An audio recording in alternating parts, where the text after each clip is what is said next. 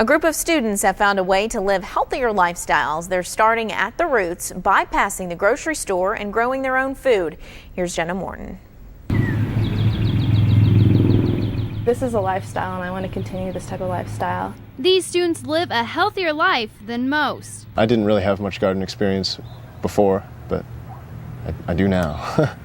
What needs watering? They're part of Monmouth College educational garden project. One of the goals of developing this was to try to see, among other things, for ourselves to self-educate, but also for the community to see what would be possible. The students all live together in this house on campus. It's really inspiring because we just kind of build off of each other.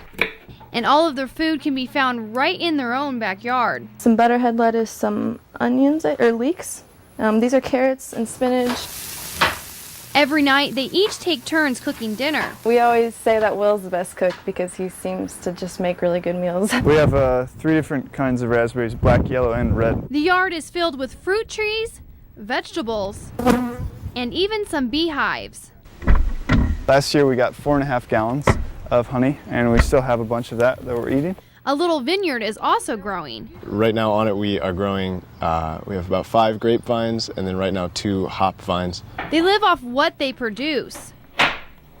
And they've taken very seriously a challenge living in this house to live off the land as much as possible. It takes a lot of hard work to maintain this garden. Well, someone will wake up and check the greenhouse, water everything, look that everything's okay. I think we should dump this out.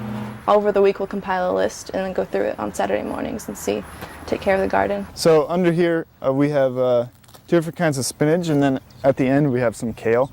They only use the best ingredients for their plants. We try and use rainwater as much as possible, so we collect it into a 550-gallon rain barrel, and then we pump it using solar power up to the high point and use gravity to feed the plants. And nothing goes to waste. All of their trash is decomposed and used as soil. It's really rich in just good nutrients and it's really great soil for planting. The prospect of being able to both grow my own food and also to have a place that would serve as a model for not only the campus but the community as well. And then right here we have some onions that we just planted yesterday. It's a lot of work. It's just a frenzy of people working together. But at the end of the day, they say it's worth it. Then it all kind of ends in a nice meal. Yeah, this hot sauce was made from those peppers. In Monmouth, Jenna Morton, WQAD News 8.